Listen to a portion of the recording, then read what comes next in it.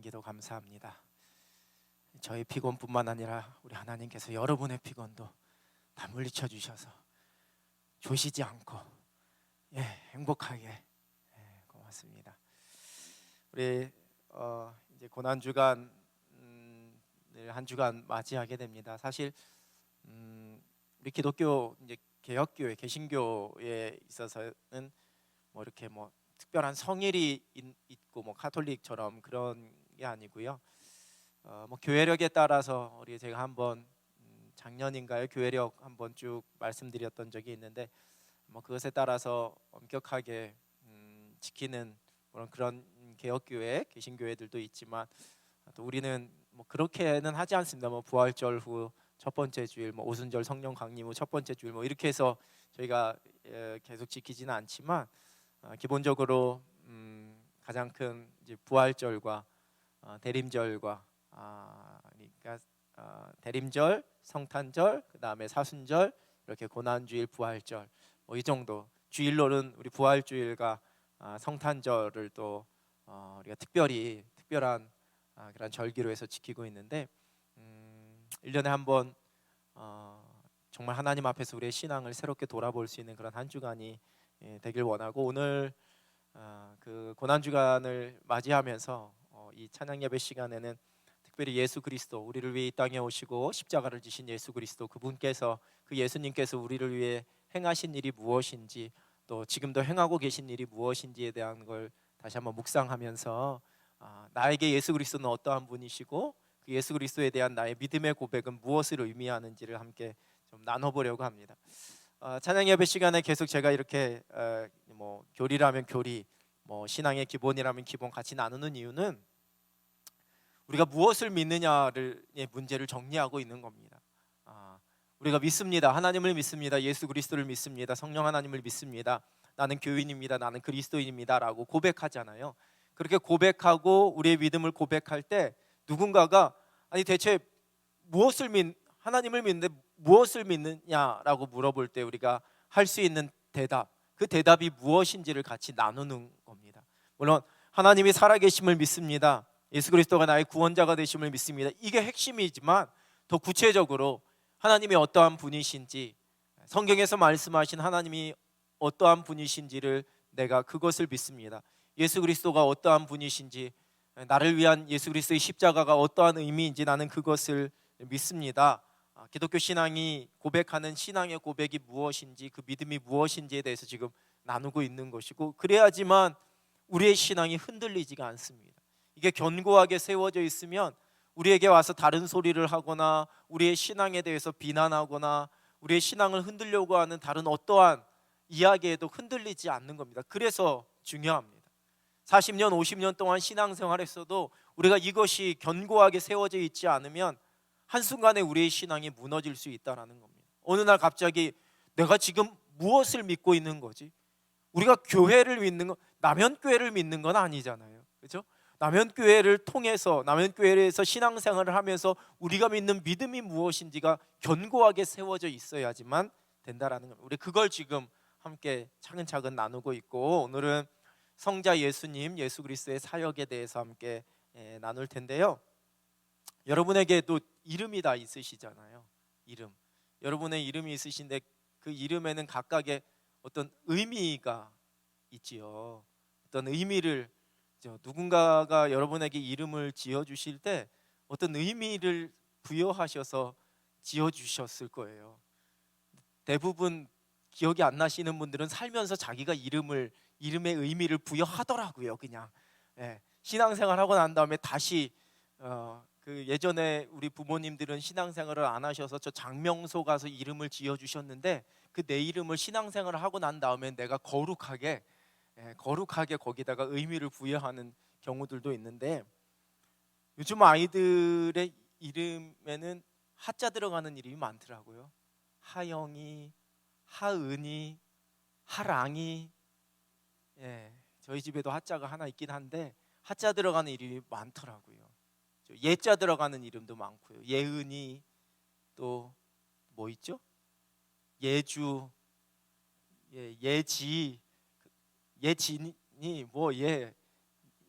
많아요. 그죠? 다 그 하나님의 은혜, 하나님의 사랑, 또 뭐예요? 예수님의 은혜, 예수님의 사랑, 뭐 예수님의 지혜, 뭐 이걸 줄여갖고 하은, 뭐 이렇게 다 이렇게 그죠? 기도하는 마음이 담겨져 있는 거잖아요. 그리고 그 이름을 부를 때마다 그러한 축복이 있는 거죠. 우리의 신앙에 있어서 가장 많이 우리가 고백하는 예수 그리스도, 그 예수 그리스도의 그 이름을 고백하면서 그 안에 어떠한 의미가 있는지를 우리가 정확하게 알고 고백해야지만 된다라는 거예요. 그렇게 되면 그 의미만 정확하게 알고 있으면 우리가 예수 그리스도라는 이 믿음의 고백 안에, 내가 예수를 그리스도라 고백하는 이 고백 안에 우리의 신앙의 모든 것이 담겨져 있을 수 있다라는 거죠. 성경에서 예수 그리스도를 호칭하는 이름은 한 5가지 정도가 있습니다. 첫 번째는 예수입니다. 첫 번째는 예수. 지난주에 지지난주에 2주 전에 말씀드렸지만 이 예수는 구약의 여호수아, 좌수아라고 이야기를 하죠. 여호수아라는 이름의 헬라어 번역입니다. 그래서 여호와는 구원이시다라는 의미를 가지고 있습니다. 이 예수라는 이름은 당시에 아주 흔한 이름이었습니다. 요즘 예은이, 하은이처럼 아주 많은 사람들에게 이 예수라는 이름을, 그러니까 예수님만 예수라는 이름을 갖고 계신 게 아니라 당시에 이 예수라는 이름을 갖고 있는 사람은 아주 많았다라는 거예요. 그래서 예수님의 고향 사람들도 예수님에 대해서 믿지를 않는데 뭐라고 얘기하냐면 마리아의 아들 목수가 아니냐, 요셉의 아들 예수가 아니냐, 이렇게 얘기했다라는 거예요. 그들이 요셉의 아들 예수가 아니냐라고 얘기할 때 그 부르는 그 예수하고 우리가 지금 예수 그리스도라고 이야기할 때 고백하는 예수하고는 하늘과 땅 차이. 그들은 예수님이 어떠한 분이신지 믿지 않지만 예수님의 이름이 예수였기 때문에 요셉의 아들 예수가 아니냐라고 이야기했을 뿐이라는 거예요. 그러니까 사람들이 그냥 일반적으로 가장 예수님에 대해서 호칭하던 이름이 바로 예수였다라는 거죠. 근데 우리에게는 믿지 않았던 사람들이, 예수님이 어떠한 분이신지 믿지 않았던 사람들이 불렀던 그 예수라는 이름과는 다른 차원에서, 다른 의미에서 우리가 예수 그리스도의 그 이름을 부르고 고백해야지만 된다라는 거죠. 그래서 성경에서 이야기하는 예수라는 이름은 단지 당시의 사람들이, 수많은 사람들이 공통적으로 많이 가지고 있었던 이름 중에 하나로의 예수가 아니라 바로 나사렛 예수라는 그 이름 안에 특별한 의미가 담겨져 있다라는, 하나님이 구원하신다, 그 말 그 뜻대로 여호와가 구원이시다라는 것을 넘어서 구원하시는 하나님에 대한 믿음의 고백, 우리를 구원하시는 하나님이신 예수 그리스도에 대한 믿음의 고백이 정말 담겨져 있는 이름으로서의 예수라는 거예요. 흔하기 흔한 이름이 아니라. 그래서 이 나사렛 예수라는 이름이 성경에서 제일 먼저 등장하는 예수님에 대한 호칭이고요. 두 번째는 그리스도라는 호칭입니다. 그리스도. 예수님을 빼고 그냥 그리스도가 아니냐, 그리스도다 이렇게도 이야기를 하는데, 이 그리스도라는 단어로 예수님을 불렀다라는 거예요. 이는 직분과 사역에 관한 호칭으로 기름 부음 받은 자라는 의미를 가지고 있습니다. 기름 부음을 받은 자. 구약 시대에 제사장과 선지자와 왕을 임명할 때에 그 사역을 시작하기 전에 먼저 기름을 붓고 그 사역을 시작하게 되었습니다. 그래서 붙여진 명칭이 바로 그리스도라는 명칭인데요, 당시에는 특별히 이 그리스도, 왕, 기름 부음을 받은 자로서의 그 의미는 왕을 의미하는 단어로 사람들이 많이 여겼다라는 거예요. 그래서 그리스도, 메시아, 그리스도가 다시 오신다라고 이야기할 때 사람들은 뭐 제사장이나 선지자로서의 어떤 그리스도를 생각한 것이 아니라 왕으로서의 그리스도만을 생각했다라는 거죠. 당시 이스라엘 백성들, 유다 사람들은 다윗 왕처럼 아주 탁월한 능력을 가지고서 이스라엘을 다시 번성하게 하고 이스라엘 다시 굳건한 나라로 세울 왕을 기다리고 있었어요. 그래서 그 왕이 자신들에게 지금 속국에 속해 있는 자신들을 다시 해방시켜 줄 것이고 이스라엘이 든든하게 다시 가장 강한 나라로 설 것이다라는 그러한 기대가 있었다라는 거죠. 예수 그리스도께서 십자가에서 죽으시고 난 이후에 그들의 꿈은 이분이 아니었구나라고 생각을 하게 되는 거예요. 그래서 지금도 유대인들은 메시아를 기다리고 있다라는 거죠. 예수 그리스도를 인정하지 않고, 왜냐하면 그들이 기다리고 있는 그리스도 메시아는 그들의 나라를 해방시키고 그들의 나라를 세울 사람으로 그렇게 생각하고 여기고 있기 때문에. 그런데 아무런 힘없이 십자가에서 죽으신 예수 그리스도는 그리스도가 아니었다라고 그렇게 생각을 하는 겁니다. 당시의 사람들, 예수님을 따라다니던 제자들도 그리스도다라고 이야기할 때, 베드로가 주는 그리스도시요 살아계신 하나님의 아들입니다라고 고백했을 때 그가 그 모든 것을 다 깨닫게 되었던 것이 아니라는 거예요. 그리고 난 다음에 예수님께서 십자가의 고난을 이야기하시고 그 모든 일들을 감당하시려고 할 때에도 베드로의 마음 한가운데는, 예수님께서 잡히실 그때에도 베드로의 마음 한가운데는 이렇게 그리스도께서, 예수 그리스도께서 무너지실 분이 아니시고 십자가를 지실 분이 아니시라는 생각을 갖고 있었어요. 하지만 그에게는 그리스도라는, 예수님이 그리스도라는 고백이 있었다라는 거예요. 왜냐?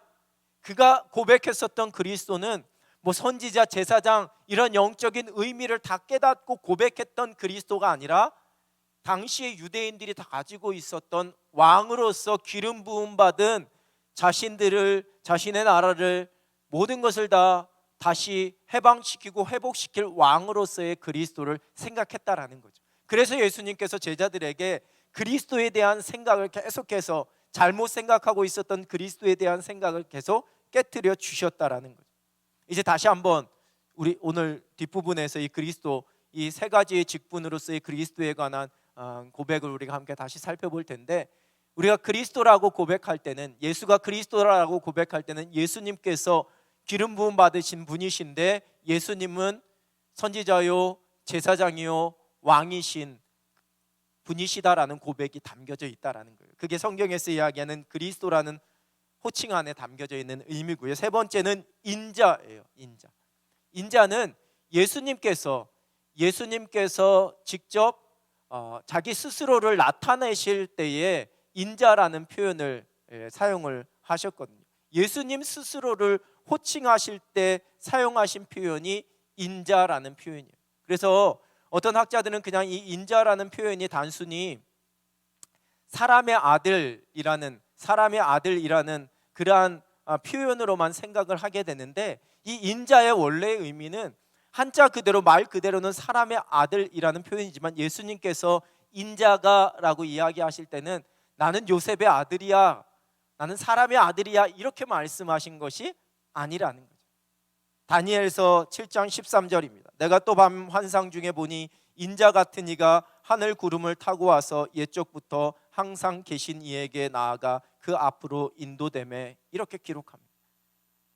다니엘 선지자의 환상을 통하여서 하늘에서 인자 같은 이가 하늘 구름을 타고 온다, 이게 곧 예수 그리스도를 예언하는, 예수 그리스도에 관한 예언의 말씀인데요, 이것은 단지 사람의 아들로서의 인자가 아닌 메시아로서의 신분, 왕적인 신분을 가지고 있는, 세상을 구원할 구원자이시면서 심판하실 분, 성육신하신 성자 예수 그리스도를 지칭하는 표현이 이 다니엘서의 인자라는 표현입니다.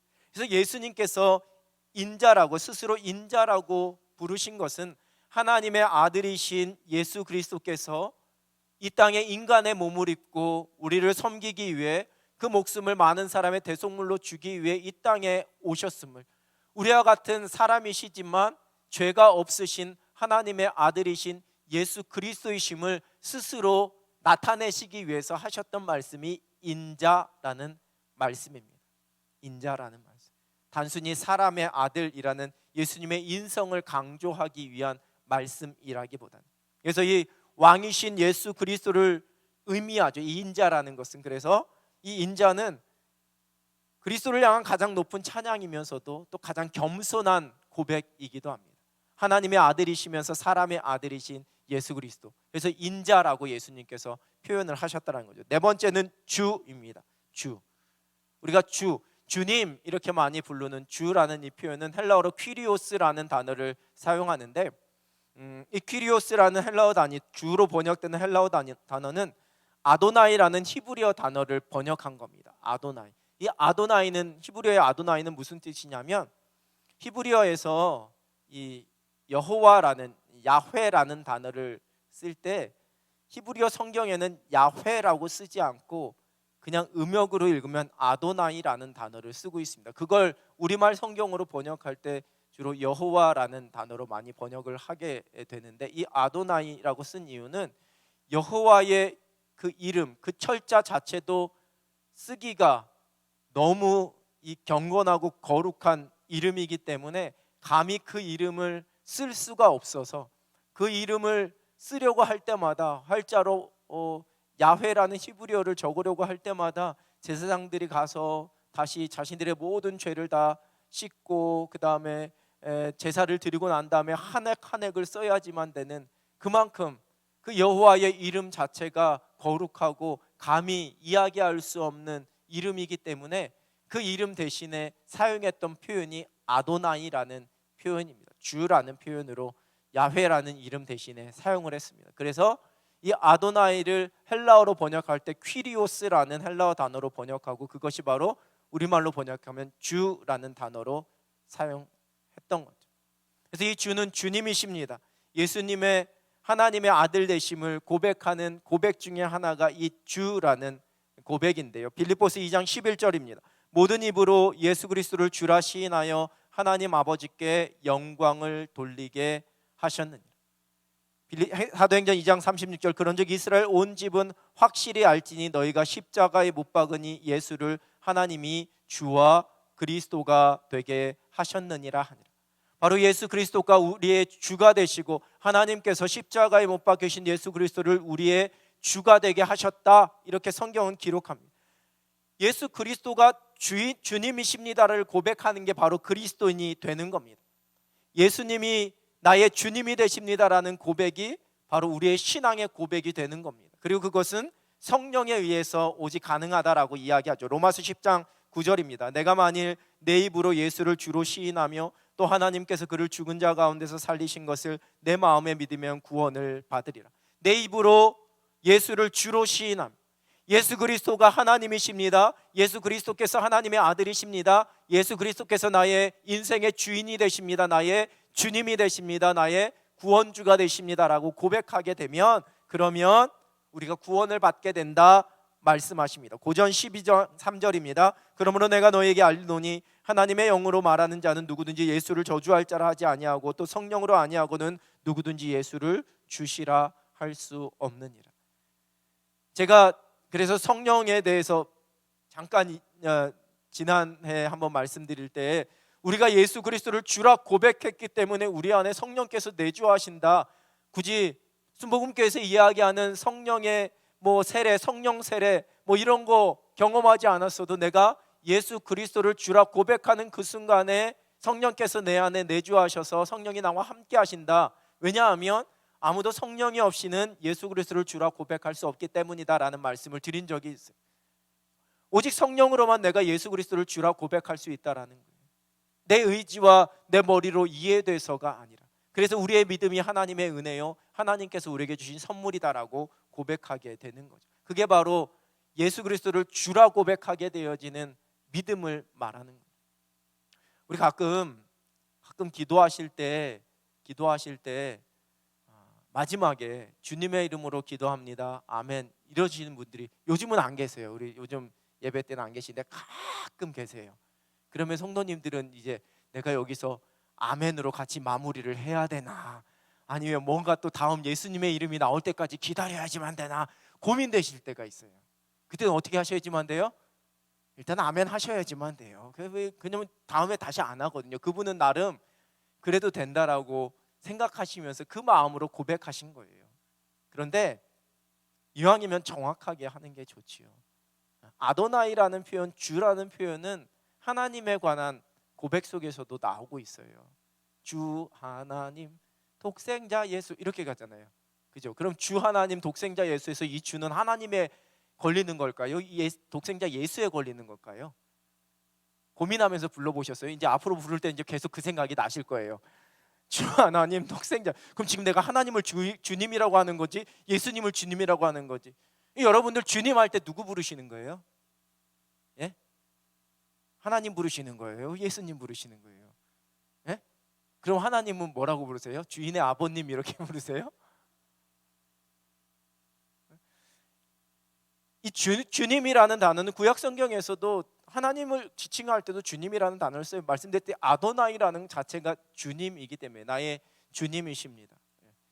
물론 이 신약 시대 이후로 우리 가운데 주님이라고 보통 이야기할 때는 예수 그리스도를 향한 우리의 고백이 더 많이 담겨져 있어요. 그런데 명확하게 하는 게 좋다라는 게, 물론 성경에서 예수 그리스도를 주님이라고 고백하게 되어지지만 우리의 기도 가운데에서는 분명하게 하나님, 성령님, 예수 그리스도 그 모든 이름으로 우리가 그 모든 그 성부, 성자, 성령 하나님의 그 모든 사역과 그 모든 하시는 일을 바탕으로 해서 우리의 기도가 드리는 거잖아요. 제가 삼위일체 말씀드릴 때 우리의 기도는 살아계신 하나님께 성령의 도우심으로 어떤 분의 이름으로? 예수 그리스도의 이름으로 기도하는 게 우리의 기도라고 말씀드렸잖아요. 내가 하나님 앞에 기도할 수 없는 자이지만 하나님의 자녀가 되게 하시고 하나님의 자녀로서 하나님 앞에 기도할 수 있는 길을 열어주신 것은 바로 예수 그리스도의 이름이에요. 지금까지 너희가 아무것도 구하지 않았으나 이제 내 이름으로 구하면 너희가 다 얻게 될 것이다 말씀해 주셨기 때문에, 그래서 마지막 우리의 기도는 예수님의 이름으로, 예수 그리스도의 이름으로 기도합니다 이렇게 마무리하셔야지만 돼요. 주님의 이름으로 기도합니다 이러면 괜찮아요. 안 하는 것보단 나아요. 그런데 명확하게 이왕 할 거 뭐 세 마디라고 그게 뭐 길다고 좀 힘드신 거 아니잖아요, 그죠? 예수님의 이름으로, 예수님의 이름. 하지만 성경에서 분명히 주님이 예수 그리스도를 주님이라 호칭하고 있다. 다섯 번째는 하나님의 아들이에요. 예수님이 하나님의 아들이시다. 성경에서 이야기하고 있어요. 예수님의 성육신에 대한 고백이에요. 요셉의 아들이 아니라 요셉의 아들, 마리아의 아들이 아닌 하나님의 아들이신 예수 그리스도, 메시아로 이 땅에 오신 하나님이시지만 이 땅에 인간의 몸을 입고 오신 예수 그리스도에 대한 고백이 바로 하나님의 아들이라는 고백이죠. 그리스도인들이 하나님의 아들이라고 예수 그리스도를 고백하게 될 때 하나님과 예수 그리스도와의 관계를 명확하게 믿음으로 고백하는 거예요. 예수님은 사람의 아들이 아닌, 사람이 아닌 하나님의 아들이십니다. 당시에 이게 왜 중요한 고백이었냐면 당시에 사람들은 로마 황제를 신의 아들이라고 그렇게 생각을 했어요. 신의 아들이라고, 당시의 문화적 배경 속에서는. 그런데 예수 그리스도를 하나님의 아들이라고 고백하고 믿는 것은 세상과 하나님 사이에서의 결단과 선택을 요구하는 문제였어요. 신의 아들은 로마 황제인데 내가 예수 그리스도를 하나님의 아들이라 고백하는 순간에 그 신념과 그 고백은 내가 저버리게 되는 거가 되기 때문에 세상과 신앙 사이에서의 선택의 문제였다라는 거죠. 그래서 하나님의 아들 예수 그리스도를 고백했던 사람들이 로마 황제로부터 핍박을 당하고 그 신앙에 대한 박해를 받았던 거죠.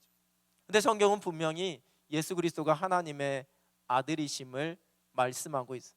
히브리서 1장 6절입니다. 또 그가 마다들을 이끌어 세상에 다시 들어오게 하실 때에 하나님의 모든 천사들은 그에게 경배할지어다 말씀하십니다. 다시 오실 하나님의 아들에 대해서도 말씀하시면서 분명히 하나님의 아들이신 예수 그리스도에 대해서 선포하고, 바울이 전도할 때에 선포했던 핵심 중에 하나가 바로 하나님의 아들이십니다. 사도행전 9장 20절입니다. 즉시로 각 회당에서 예수가 하나님의 아들이심을 전파하니. 이 말씀이 왜 중요하냐면요, 사도행전 9장 20절의 이 말씀은 바울이 다메섹 도상에서 예수 그리스도를 만나고 그가 회심한 이후에 그 눈이 보이지 않게 되어져서 한동안 회복하는 기간을 갖게 되어져요. 그 회복함이 다 끝나고 난 다음에 기운을 차려서 가장 첫 번째 사람들을 향하여서 외쳤던 말씀이 바로 사도행전 9장 20절 회당에서 예수가 하나님의 아들이심을 전파했다라는 거예요. 사도 바울은 율법학자였었고 예수 믿는 사람들을 핍박하는 사람이었다. 예수 믿는 사람들을 핍박한다는 것은 예수님을 하나님의 아들이라 이야기하는 사람들을 핍박하고 잡아 가두던 사람이었다라는 거예요. 그런데 그가 하나님의 은혜 가운데 성령의 강력하신 그 역사하심 속에서 예수 그리스도가 누구인지를 깨닫게 되어지고 그가 첫 번째로 사람들에게 선포하고 행했었던 고백이 뭐냐? 예수가 하나님의 아들이시다라는 고백이었다라는 거예요. 이게 의미가 있다라는 거예요. 가장 최고의 신앙의 고백은 예수 그리스도께서 하나님의 아들이십니다. 독생자 예수 그리스도, 이 믿음의 고백 안에 우리의 최고의 믿음의 고백이 담겨져 있는 거예요. 예수님이 하나님의 아들이심을 믿는 것. 그 성경에서 예수님을 예수님이라 그리스도라 또 주님이라 인자라 하나님의 아들이라 이렇게 말씀하시는 게 나하고 어떠한 의미가 있느냐? 예수님께서 제자들을 향하여서 물으셨던 그 질문이 우리가 평생 이 땅을 살아가는 동안에 계속해서 우리에게 던지시는 질문이에요. 너희는 나를 누구라 하느냐? 우리의 지식이 아니라 단순한 이 의미가 무엇인지에 대한 그 의미에 대한 해설이 아니라 그 문제에 대한 답이 아니라 나는 나의 신앙으로 예수 그리스도가 나에게 어떠한 분이심을, 예수 그리스도를 나는 어떠한 분으로 믿고 있는지에 대한 고백이 우리 가운데 분명해야지만 된다라는 거죠. 우리가 다양한 이름으로 예수님을 고백하는 것, 그것이 곧 우리의 신앙의 고백이 되는 거예요. 예수님이 나의 왕이 되십니다. 나의 선지자가 되십니다. 나를 하나님께로 인도하시는 제사장이 되십니다. 예수님께서 나의 주님이 되십니다. 예수님은 하나님의 아들이십니다. 이 모든 고백들이 이 예수님의 호칭, 우리가 예수님을 부르는 그 부름의 고백 속에 다 담겨져 있다라는 거죠. 어느 순간에는 내가 예수 그리스도를 어떠한 호칭으로 부르고 어느 순간에는 내가 어떠한 호칭으로 부르고, 그 고백을 우리가 드리면서 우리의 신앙생활을 더 견고하게 세워져 나가. 그 의미를 제대로 알지 못하고 부르고 고백하는 것은 그냥 신앙의 어떤 형식만 갖춰가는 모습일 뿐이라는 거예요.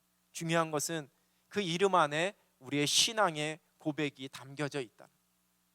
자, 그러면 예수님께서 우리를 위해 행하신 일이 무엇이냐? 이 그리스도라는 신앙의 고백 속에서 우리가 함께 살펴볼 텐데, 웨스트민스터 소요리 문답 23문은 이렇게 묻습니다. 그리스도가 우리의 구속자로서 하시는 직무가 무엇입니까? 답은 우리의 구속자이신 그리스도는 낮아지고 높아지신 두 상태에 있어서 예언자와 제사장과 왕의 직무를 수행하십니다. 저기에 낮아지고 높아지신 두 상태라는 것은, 낮아지심은 예수 그리스도의 성육신을 말씀하는 거예요. 이 땅에 오신 예수 그리스도, 인간의 몸을 입고, 그냥 두세요. 인간의 몸을 입고 이 땅에 오신 예수 그리스도를 의미하는 거고요. 높아지신이라는 것은 다시 부활하셔서 승천하신 예수 그리스도를 말씀하는 거예요.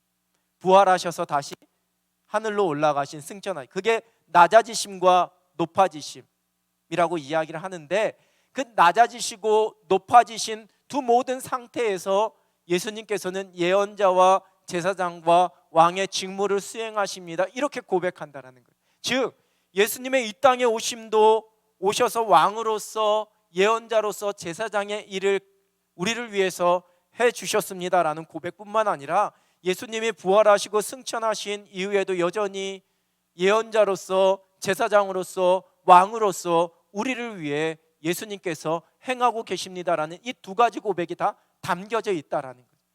십자가에서의 고난주간을 지난 십자가에서의 사역을 통해서 예수 그리스도께서의 행하실 사역이 다 끝난 것이 아니라는 거예요. 왕으로, 제사장으로, 또 선지자로 오신 예수님의 모든 사역이 십자가에서 부활하심으로 다 끝나고 더 이상은 없다라는 의미가 아니라, 이 고백 속에는 성육신으로 오셨던 그때에도 그 일을 우리를 위해 행해 주셨고, 그리고 부활 승천하신 이후에, 높아지신 이후에도 여전히 그 일을 행하십니다라는 고백을 드리고 있는 거예요. 그래서 그리스도의 삼중직이라고 이야기를 합니다. 내가 예수님을 그리스도라고 부르는 것은 그 직분에 대한 고백인데, 그 칭호 안에 이 모든 그리스도의 왕으로서, 제사장으로서, 선지자로서의 이 모든 그 예수님께서 하셨던 일들에 대한 고백이 담겨져 있다. 그래서 신학에서는 그리스도의 삼중직이라고 이야기를 합니다.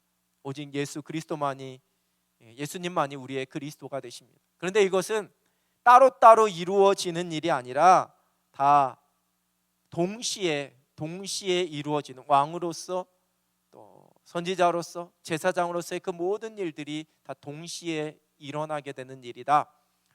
세 가지만 한번 잠깐 짧게 살펴보겠습니다. 첫 번째는 예언자로서의 그리스도이십니다. 여러분, 구약의 예언자들은 하나님의 말씀을 맡아서 전하는 사람들을 예언자라고 이야기했습니다. 예수님께서 이 땅에 오셔서 하셨던 가장 큰 사역 중에 하나는 구약의 예언자들처럼 하나님의 말씀을 우리에게, 사람들에게 가르치시고 그 권세를 가지고 하나님의 뜻, 하나님의 율법을 다시 새롭게 하시고 해석해 주시는 일을 하셨습니다. 예언자들은 지금 당장의 상황 속에서 일부분만을, 하나님의 뜻의 일부분만을 이야기했습니다. 예레미야 선지자도 이사야 선지자도 그 당시에 자신이 속했던 그 시대적 상황 속에서 하나님께서 지금 원하시는 일이, 지금 행하실 일이 무엇인지만을 이야기했던 사람들이 예언자라면, 이 땅에 예언자로 오신 예수 그리스도께서는 일부분만을 이야기하는 것이 아니라 하나님 나라, 하나님의 계획의 전체를 다 선포하시고 말씀하셨다라는 겁니다. 그게 바로 예언자로 이 땅에 오신 예수 그리스도, 온전한 하나님의 그 모든 말씀을 가르치시고 선포하셨던 예수 그리스도, 예언자로서의 예수 그리스도라는 겁니다. 그래서 우리는 예수 그리스도를 통해서만이 하나님을 알 수 있습니다. 웨스트민스터 소위리 문답 24문입니다. 그리스도가 예언자의 직무를 어떻게 수행하십니까? 그리스도가 예언자의 직무를 수행하심은 그의 말씀과 성령에 의하여 우리의 구원을 위한 하나님의 뜻을 우리에게 계시하심으로써 하십니다. 그의 말씀과 성령에 의하여 우리의 구원을 위한 하나님의 뜻. 가장 중요한 것이, 조금씩만 늦게 빼주시겠어요? 이렇게 방송실이 바쁘신가? 예. 우리의 구원을 위한 하나님의 뜻이에요. 우리의 구원을 위한 하나님의 뜻. 예. 예수님께서 말씀하신 핵심은 우리의 구원을 위한 하나님의 뜻. 즉, 뭔가 지금 내일 우리에게 무슨 일이 일어나게 될 것인지를 말씀하시려는 게 아니라 우리의 구원에 대해서 하나님께서 어떠한 뜻을 가지고 계시고 우리를 하나님께서 어떻게 구원하시기를 원하시는지를 가르쳐 주시기 위해 하나님 나라, 하나님의 구원이 무엇인지, 구원 얻을 수 있는 길이 무엇인지를 우리에게 계시하시는, 그게 바로 우리 예수님께서 예언자로 오셔서 이 땅에서 행하셨던 일이라는 거죠. 예수 그리스도를 통하여서 예언자직은 완성이 되었습니다. 즉 완벽한 하나님의 계시라는 겁니다. 이걸 기억하셔야지만 돼요. 모든 계시는 예수 그리스도를 통해 완성이 되었습니다. 더 이상 성경에 플러스될 내용은 없다라는 겁니다. 성경에 플러스될. 그러니까 어느 사람의 말도 여러분들이 믿어서는 안 됩니다. 이것 아주 명확하고 단순한 진리입니다. 모든 계시는 예수 그리스도를 통해 완성되었습니다. 그런데 지금도 하나님께 계시받았다고 이야기하는 모든 사람들의 이야기는 다 거짓이라는 겁니다. 거짓이라는 겁니다. 성경에 기록되지 않는 구원 얻을 수 있는 구원에 관한 하나님의 뜻을 이야기하는 모든 사람들은 이단이요, 거짓이라는 겁니다. 그 신천지의 말도 안 되는 소리에 넘어가는 사람은 예수님이 완전한 구원, 완전한 계시다라는 걸 믿지 않는 사람들입니다. 예수님이 오셔갖고 아차, 내가 미처 이야기해주지 못한 게 하나 있네. 그러니까 신천지 이만희를 내가 너에게 보내서 그를 통해서 내가 미처 이야기하지 못한 것을 이야기해 주는 거야 라고 고백하는 사람들이 신천지 믿는 사람들이라는 겁니다. 이단에 가서 뭐 이야기하는 사람들 다 예수 그리스도가 완전한 계시입니다. 더 이상 하나님께서 예수 그리스도를 통해 주시지 않은 우리의 구원에 관한 계시는 없다라는 겁니다. 그럼 지금 목사님이 하나님의 말씀을 설교하고 해석하는 것은 뭡니까? 라고 이야기를 하신다면 그 이후에 오는 수많은 목사들과 교사를 통하여서는 예수님께서 완전하게 해주신 계시가 어떠한 의미인지 그것을 우리가 어떻게 우리의 삶 속에서 적용하고 우리가 깨닫고 살아가야 할지를, 그 말씀을 해석하고 풀어주는 그 사명을 감당하는 것이지, 목사나 교사를 통해 새로운 계시가 이야기되는 것은 아니라는 거죠. 근데 목사님들 중에서도 죄송하지만 마치 그 위의 권위에, 성경보다 더 위의 권위에 올라서서 이게 마치 계시인 것 마냥 성경에서 어긋나는 이야기를 하고 하나님께서 나에게 그렇게 말씀하셨다라고 이야기를 하는 순간에 그거는 나중에 하나님께서 심판하시겠지요. 계시는 예수 그리스도를 통해 완성되었습니다. 우리의 구원에 관한 하나님의 뜻은 이 땅에 예언자로 오신 예수 그리스도를 통해 완성되었습니다. 그의 우리의 역할은 그 완벽하게 우리에게 허락하신 계시의 말씀인 그 하나님의 말씀을 우리가 묵상하고 우리의 삶 속에 적용하고 우리가 그 말씀을 깨닫기 위해 성령의 도우심을 우리가 구하는 것, 그게 우리가 감당해야 될 일이라는 겁니다. 그게 바로 이 땅에 예언자로 오신 예수 그리스도께서 행하신 일입니다. 기억하십시오. 더 이상의 계시는 없습니다. 예수 그리스도가 완전한 계시입니다. 이것만 기억하시면 절대로 이단에 빠지지 않습니다. 이것만 기억하시면 다른 누가 뭐 이야기해도, 다른 누가 다른 이야기를 해도, 언제 주님이 오신다, 언제 다시 예수님께서 이 땅에 오셨다, 내가 예수님으로 다시 온 거다라고 이야기하는 허무맹랑한 이야기에 우리의 믿음이 흔들리지 않는다라는 겁니다. 자, 두 번째 제사장입니다. 예수님은 구약의 제사장의 역할을 이 땅에 오셔서 담당하셨는데, 구약의 제사장의 역할은요, 백성들의 죄를 위해서 희생 제물을 드리는 일이었습니다. 백성들을 위해 기도하고 축복하는 일이 바로 제사장의 역할이었습니다. 예수님께서는 그 제사장처럼 하나님과 우리 사이에 중보자가 되셨습니다. 죄로 인해 하나님으로부터 멀어진, 하나님께로 가까이 나갈 수 없는 우리를 하나님께로 인도하는 그 길, 하나님께로 갈 수 있는 길을 열어주신 분이 바로 예수님이고, 그게 바로 예수님의 대제사장적인 그러한 사명을 감당하신 그리스도로서의 예수님이라는 겁니다. 히브리서 2장 17절입니다. 그러므로 그가 범사의 형제들과 같이 되심이 마땅하도다. 이는 하나님의 일에 자비하고 신실한 대제사장이 되어 백성의 죄를 속량하려 하심이라.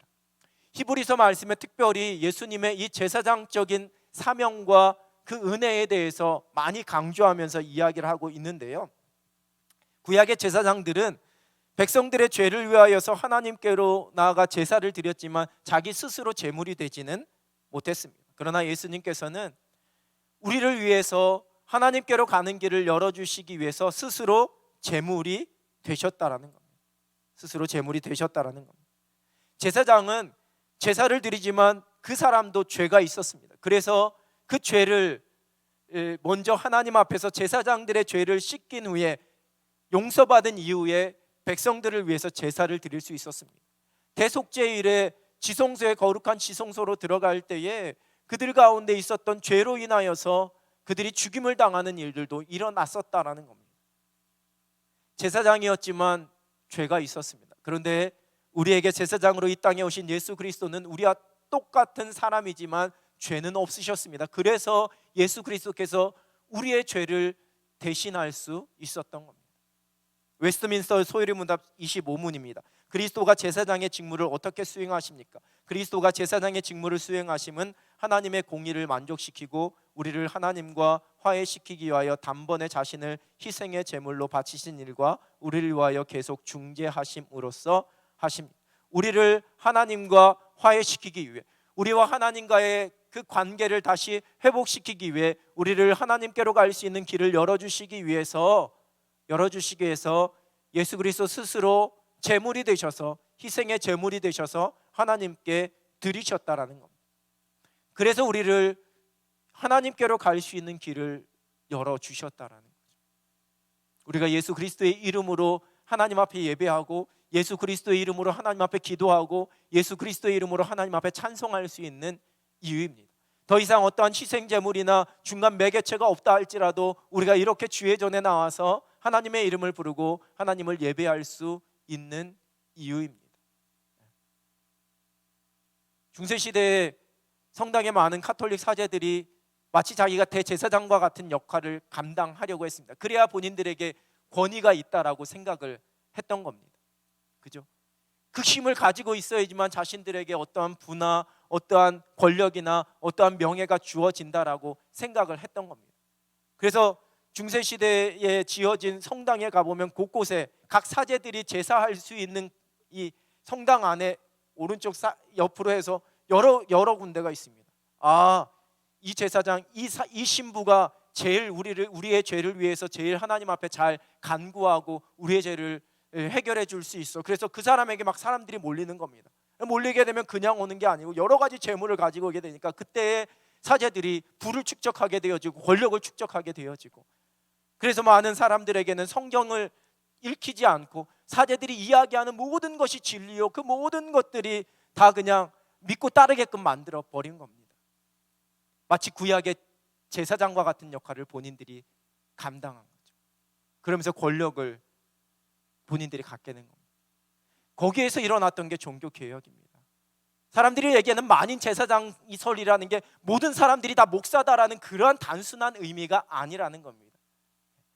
우리 모두가 예수 그리스도의 이름, 그 보혈의 능력으로 하나님께로 나아갈 수 있는 누군가의 중재나 누군가의 가운데 역할이 필요 없이 우리가 하나님께로 나아갈 수 있는 은혜의 길을 우리가 허락받았다라는 고백 속에서 너희는 택하신 족속의 왕같은 제사장이라는, 모든 사람들을 하나님께로 나가도록 그 복음을 전하고 복음을 이야기할 수 있는 사람으로 우리가 부름받았다는 의미에서 왕같은 제사장이라는 거지, 사람들이 이걸 만인 제사장을 이야기하면서 교회 안에 직제도 필요 없고 목사도 필요 없고 장로도 필요 없고 다 똑같은 평등한 그러한 사람들이다, 이걸 주장하기 위해서 만인 제사장을 이야기하는데 결코 그런 의미가 아니라는 겁니다. 당시의 종교개혁 때에 본인들이 직접 나가는 게 아니라 사제들을 통해서 하나님께로 나아갈 수 있었던 그런 오해들을 다 깨트리면서, 그렇지 않다, 우리는 다 왕같은 제사장들이다, 우리가 예수 그리스도의 이름을 부르면 그 이름으로 우리가 예배할 수 있고 그 이름으로 우리가 기도할 수 있는 사람들이다, 이걸 고백하는 게 만인 제사장설이라는 겁니다. 예수 그리스도가 우리의 제사장이 되었다는 거죠. 근데 요즘도 가끔 어떤 교회의 권위적인 것을 비판하기 위해서 만인 제사장 이야기하는데, 그렇게 이야기하는 분들은 본인이 직접 나와서 예배 못하는 분들이나 이야기해야지만 되는 겁니다. 그런 의미가 아니라는 거죠. 예수님께서 제사장이 되셔서 우리를 하나님께로 인도하셨습니다. 히브리서 7장 27절입니다. 그는 저 대제사장들이 먼저 자기 죄를 위하고 다음에 백성의 죄를 위하여 날마다 제사 드리는 것과 같이 할 필요가 없으니 이는 그가 단번에 자기를 드려 이루셨습니다. 히브리서 9장 12절 염소와 송아지의 피로 하지 아니하고 오직 자기의 피로 영원한 속죄를 이루사 단번에 성소에 들어가셨느냐. 히브리서 9장 28절 이와 같이 그리스도도 많은 사람의 죄를 담당하시려고 단번에 들이신 바 되셨고 구원에 이르게 하기 위하여 죄와 상관없이 자기를 바라는 자들에게 두 번째 나타나시리라. 우리가 예수 그리스도를 통해 하나님 앞에 나아갈 수 있게 되었습니다. 우리가 그냥 하나님 앞에 나와 예배하고 이 영광의 자리에 서게 되는 것이 우리를 위해 십자가에서 모든 것을 내어주신 예수 그리스도, 그 십자가의 은혜임을, 예수 그리스도께서 희생제물이 되셔서 우리와 하나님과의 멀어진 그 모든 길들을 다 연결시켜 주셨고 그 가는 길을 열어주셨기 때문에 우리가 주님 앞에 나와 이렇게 예배하고 주의 말씀을 듣고 주님 앞에 기도할 수 있는 겁니다. 그리고 이 예수 그리스도의 제사장적인 사역은 계속되고 있습니다. 로마서 8장 34절입니다. 누가 정죄하리요? 죽으실 뿐 아니라 다시 살아나신 이는 그리스도 예수시니 그는 하나님 우편에 계신 자요 우리를 위하여 간구하시는 자신이라. 그 대제사장적 사명이 끝난 것이 아니라 하나님의 우편에 앉아서 끊임없이 우리를 위해 간구하고 계십니다. 우리를 계속해서 하나님께로 하나님의 은혜를 받을 수 있게끔 그렇게 우리를 이끌어 주시는 분, 여전히 제사장으로서의 사역을 계속해서 베풀어 주시는 그 은혜는 지금도 높아지신 예수 그리스도께서 부활 승천하셔서 높아지신 지금도 계속되고 있음을 성경은 증언합니다. 세 번째, 왕으로서의 그리스도입니다. 예수님께서 왕이 되신다라는 것은 교회와 세상을 다스리시는 왕이십니다. 이 땅에 오셔서 하나님 나라를 선포하셨고 그 메시지의 핵심이 바로 하나님의 나라였는데, 그 하나님 나라를 통해서 우리를 다스리시는 왕으로서의 예수 그리스도, 성경은 말씀하고 있습니다. 세상의 왕들은 흥망성쇠가 있습니다. 좋을 때가 있고 나쁠 때가 있고 좋은 점도 있고 나쁜 점도 있습니다. 그러나 예수 그리스도는 그렇지 않다라는 겁니다. 우리의 왕 되신 예수 그리스도의 그 나라는 영원하며 늘 동일하다, 우리가 고백하게 됩니다. 웨스트민스터 소위문답 26문입니다. 그리스도가 왕의 직무를 어떻게 수행하십니까? 그리스도가 왕의 직무를 수행하심은 그가 우리를 자기에게 복종하게 하는 일과 우리를 다스리고 지켜주시는 일과 그와 우리의 모든 원수들을 제재하고 정복하심으로써 하십니다. 우리에게 승리를 주시는, 우리의 삶을 다스리시는, 우리의 모든 것 통치하시는, 우리의 삶을 통치하시는 왕으로서의 예수 그리스도, 우리의 심령, 우리의 영혼의 주인 왕이실 뿐 아니라 우리의 삶의 모든 것의 왕이 되신 예수 그리스도를 향한 고백이 담겨져 있는 겁니다. 세상의 왕들은 다스리기 위해서 세금을 걷어갑니다. 그러나 예수 그리스도는 모든 것을 우리에게 주시면서 우리를 다스리시는 분이십니다. 마무리하겠습니다. 하이델베르크 요리문답 제31문입니다. 그분을 왜 그리스도 곧 기름 부음을 받은 자라 부릅니까? 왜냐하면 그분은 성부 하나님으로부터 임명을 받고 성령으로 기름 부음을 받으셨기 때문입니다. 그분은 우리의 큰 선지자와 선생으로서 우리의 구원을 위한 하나님의 감추인 경영과 뜻을 온전히 계시하시고 우리의 유일한 대제사장으로서 그의 몸을 단번에 제물로 드려 우리를 구속하셨고 성부 앞에서 우리를 위해 항상 간구하시며 또한 우리의 영원한 왕으로서 그의 말씀과 성령으로 우리를 다스리시고 우리를 위해 획득하신 구원을 누리도록 우리를 보호하고 보존하십니다. 이렇게 완벽한 신앙의 고백들이 우리 기독교의 역사 속에서 계속해서 드려져 왔습니다. 이 하이델베르크 요리문답 속에서도 우리가 그리스도를 주라 고백할 때, 예수가 그리스도임을 고백할 때 그 의미가 무엇인지를 이렇게 설명해 줍니다. 예전에는 이걸 다 배우고 난 다음에 세례를 받으셨지요. 행복하시지요? 이거 배우고서 세례 받으려면은 한 10년 걸릴걸요. 다 배우고 난 다음에 갑자기 우리 남장로님 하이델베르크 26문을 한번 이야기해 보십시오 하면은 갑자기 생각이 안 나면은 내년에 세례 받으십시오. 이렇게 되면은 그죠? 한 몇십 년 걸렸을 텐데. 이거는 저희가 이후에 제가 이제 다음 주에도 세례하는데 세례 받을 때는 예수 그리스도 나는 죄인이고 예수님만이 나의 구원자가 되십니다라는 우리의 믿음의 고백만 있으면 세례를 받는 거고요. 그 이후에는 이렇게 우리가 함께 고백하고 배워가면 되는 겁니다. 우리의 믿음의 고백 속에 내가 예수를 그리스도라 고백하는 고백 속에 이게 담겨져 있다라는 겁니다. 그 은혜로 내가 구원받았고 그 은혜로 내가 그리스도인이 되어서 그 은혜로 내가 이 땅에서 승리하며 살아갈 수 있다라는 고백이 담겨져 있다. 그리고 우리도 또한 이 거룩한 사명을 이 땅에서 대신 감당해야지만 됩니다. 예수님께서 우리에게 부탁하신 제자로서의 거룩한 사명이 예수님께서 이 땅에 하셨던 그 일들을 선포하고 또한 어떠한 일은 우리가 직접 감당해야지만 됨을 고백하는 것, 그게 제자로서의 예수 그리스도의 그리스도인들의 삶이라는 겁니다. 베드로전서 2장 9절입니다. 그러나 너희는 택하신 족속이요 왕같은 제사장들이요 거룩한 나라요 그의 소유가 된 백성이니 이는 너희를 어두운 데서 불러내어 그의 기이한 빛에 들어가게 하신 이의 아름다운 덕을 선포하게 하려 하심이라. 우리가 이 사명은 교회 안에서가 아니라 세상을 향하여서 감당해야 될 사명입니다. 내가 택하신 족속이고 왕같은 제사장이고 거룩한 나라고 하나님의 소유가 된 백성이라는 사실을 외쳐야 할 곳은 교회 공동체 안에서가 아니라 세상에서 내가 외쳐야지만 되는 외침이라는 겁니다. 세상에서 거룩한 제사장이 되어서 수많은 사람들을 그리스도께로 인도하는, 내가 세상에서 거룩한 나라가 되어서 하나님의 살아계심과 하나님의 통치하심과 하나님의 왕되심을 선포해야지만 되는, 내가 세상에서 구별된 사람으로서 택하신 족속답게 살아가야지만 된다는, 그래서 그 아름다운 덕을 세상에 선포하게 하기 위해서 주께서 우리를 그리스도인으로 불러주셨음을 우리가 고백하면서 살아가야지만 된다라는 겁니다. 예수가 그리스도이십니다라는 우리의 믿음의 고백, 이 믿음의 고백 속에는 우리가 이 사명도 감당하겠다라는 고백까지 포함되어져 있는 겁니다.